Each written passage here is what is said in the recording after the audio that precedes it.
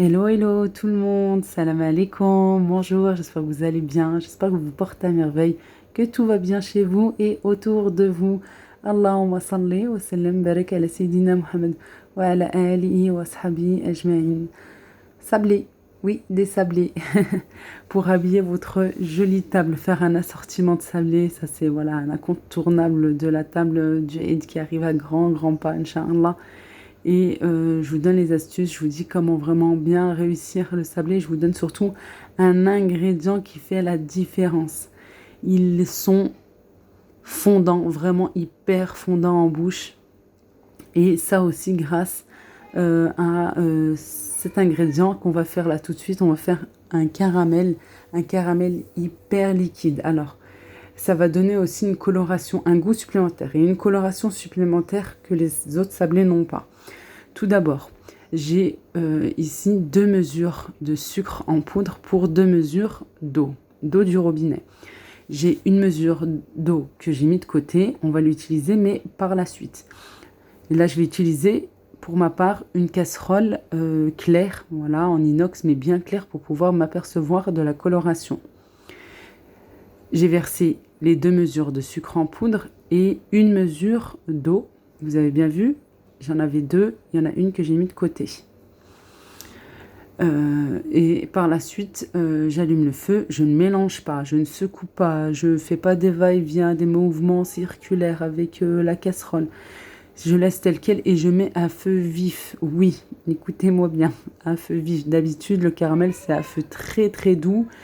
Et là, c'est à feu vif parce que il faut qu'il parte en ébullition. Regardez, comme ici. Ça va être au début assez liquide. C'est tout à fait normal, malgré qu'on n'a mis qu'une mesure d'eau. On laisse bien en ébullition. Alors moi, il a fallu à peu près une quinzaine de minutes, voilà, pour qu'il commence à colorer, là, comme ceci. Une fois qu'il commence à colorer, vous avez vu, il a coloré juste d'un côté. À ce moment-là, là, c'est bon, le sucre a bien dissous, il est parti en ébullition. À ce moment-là, je viens réduire le feu, parce que la coloration se fait après très, très vite. Et je peux secouer. Voilà, je secoue parce que comme ça, la coloration est de partout. Et le vert qui me restait, à ce moment-là, quand j'obtiens la coloration voulue, voilà, un caramel assez brun, mais attention, pas brûlé, hein, vraiment assez brun, je rajoute la mesure d'eau que j'avais mis de côté. Je verse et faites bien attention parce qu'après, ça éclabousse et vous pouvez vous brûler. Voilà, moi, ce qui me gênait surtout, c'était avec le matériel pour filmer, mais faites bien attention, mettez plus en hauteur. Je laisse sur le feu doux, cette fois-ci, hein. Voilà, on avait baissé tout à l'heure quand ça a coloré, on laisse toujours à feu doux. Et je laisse un petit peu, comme ça se mélange bien. Voilà, s'il y avait des petits morceaux, et ben c'est en train de dissoudre. Et on laisse tranquillement, voilà, je mélange de temps à autre, bah, juste comme ça, hein, voilà, je fais des mouvements avec le manche de la casserole. Voilà, il est assez liquide, c'est tout à fait normal. Avec refroidissement, il va épaissir. Il va épaissir et la quantité que je vous ai donnée, ça vous donne quand même une très bonne quantité. Vous allez pouvoir l'utiliser pour des desserts, pour une glace maison, là pour les gâteaux. Voilà, après, il se conserve très bien au frigo, hein. Il suffit voilà, de bien l'enfermer dans une boîte et il va bien se conserver. J'ai laissé tiédir, presque même refroidir. Attention, parce que oui, il ne faut pas se brûler. Je laisse bien tiédir. Plus il refroidit, plus il s'épaissit. À ce moment-là, je le mets dans une boîte. Moi, j'ai préféré le mettre dans une boîte en verre, voilà, pour une meilleure conservation. Et alors, c'est où vous allez le faire tôt le matin pour l'utiliser l'après-midi. Euh, Encore mieux le soir, la veille, le soir pour le lendemain. Moi, j'ai triché, je l'ai mis au congélateur. Voilà. Et il va bien épaissir. Et bien, c'est parti maintenant pour les ingrédients des sablés. Le caramel, le voici, regardez. Alors moi, j'ai triché. Vous savez que je vous dis tout le temps tout. Je suis transparente dans ce que je fais. Et je l'ai mis au congélateur. Je l'ai mis au congélateur environ 1 heure. 1 heure, 1 heure 30. Voilà, regardez. Il n'a même pas eu le temps de congeler. Par contre, il a eu le temps d'épaissir et de bien refroidir. Vous voyez? Vraiment parfait. Les ingrédients, j'ai besoin. Moi, je vais doubler la quantité. Vous retrouverez les ingrédients pour une petite recette, une recette standard, normale, en barre de description. Là, ce que je vais mettre là tout de suite, j'ai doublé les quantités. 500 g de beurre et pas de la margarine, surtout pas. Pour les sabler, toujours du beurre, du bon beurre.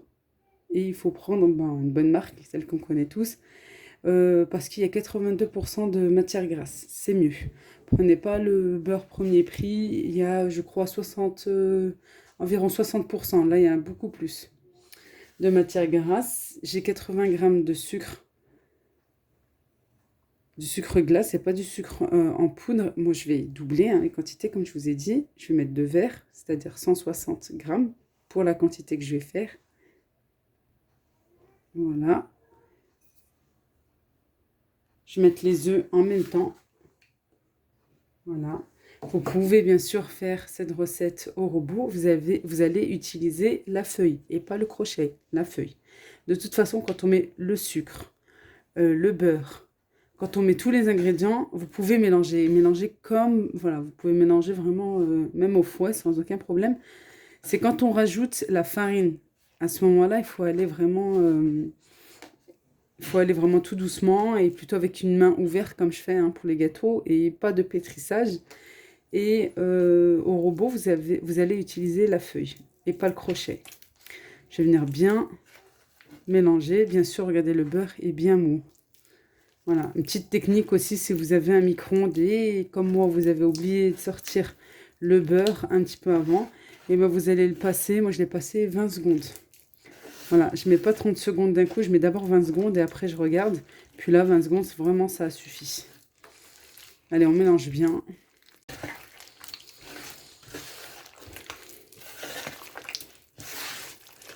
On va rajouter de l'huile et on mélange.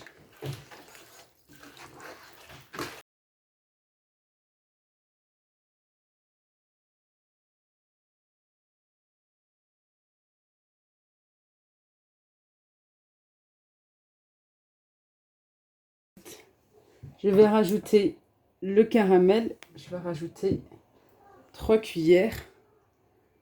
Voilà, parce que moi j'ai des petites cuillères. Normalement, en fait, pour une quantité pour les gâteaux, je mets 1 cuillère. Voilà. Allez. Ça donne du goût supplémentaire et une très très belle coloration.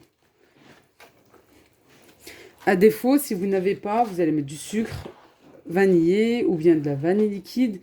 Et pourquoi pas un petit sachet par contre. Voilà, on va dire une bonne cuillère à soupe de flan caramel.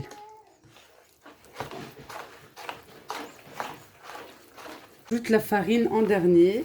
Et si vous avez l'habitude de regarder mes vidéos pour l'Aïd qui arrive, pour l'Aïd Inch'Allah qui arrive, Inch'Allah ya Rabbi, et ben comme d'habitude, la farine petit à petit est toujours en dernier. Même au robot. Même au robot, ça sera la farine toujours en dernier. Allez, je mélange, je laisse regardez, ma main, en fait, elle est ouverte. Vous voyez? Elle est ouverte et je passe comme ça. Il faut simplement ramasser la pâte. Voilà, et ne pas pétrir.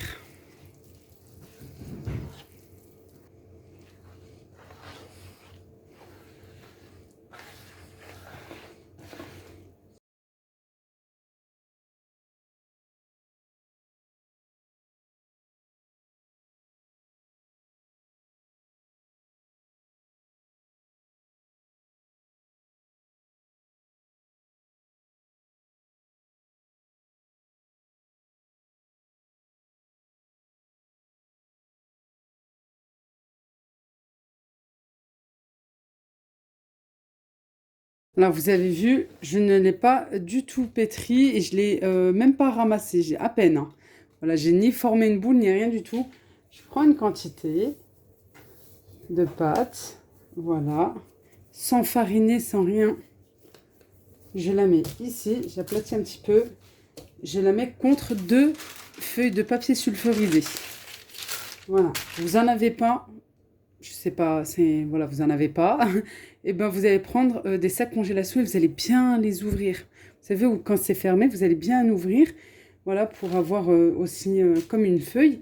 Et pareil, entre deux plastiques de sa congélation, mais bien ouvert, à ce moment-là, vous pourrez aplatir.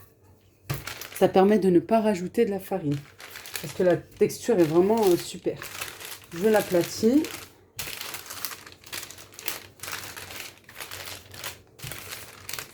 Alors, il y en a qui aiment les sablés assez épais, il y en a qui les aiment bien fins. On fait des sablés fins quand on va les coller. Quand on va les coller avec un autre biscuit, avec un autre petit biscuit.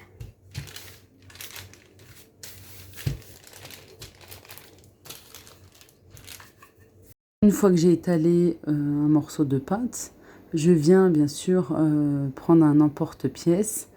Et voilà, je vais faire mes petits gâteaux. Vous prenez ce que vous voulez. Moi, je vais en faire de formes différentes.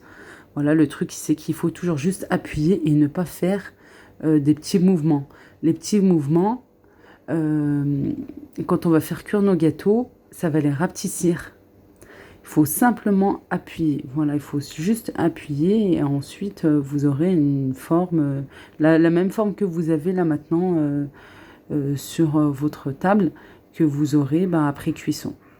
Voilà, je ne viens ni les dorer avec une dorure, je mets rien du tout. Hop, au four, cuisson. Moi j'ai utilisé la chaleur tournante. Bon, après j'ai pas fait attention à la minuterie, mais ça va assez vite. Voilà, ça va assez vite. Les sablés, voilà, surtout quand plus ils sont fins, plus ça va vite. Une fois qu'ils sont cuits et vraiment bien après, quelques heures après, je vais faire un autre caramel.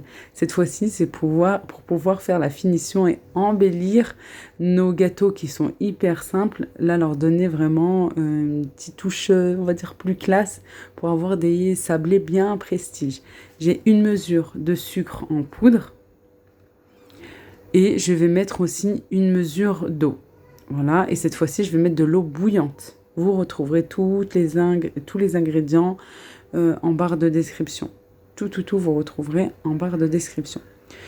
J'ai laissé fondre mon sucre pour obtenir un caramel. Là, j'ai mis que le sucre. C'est vraiment différent de la première recette au début de la vidéo.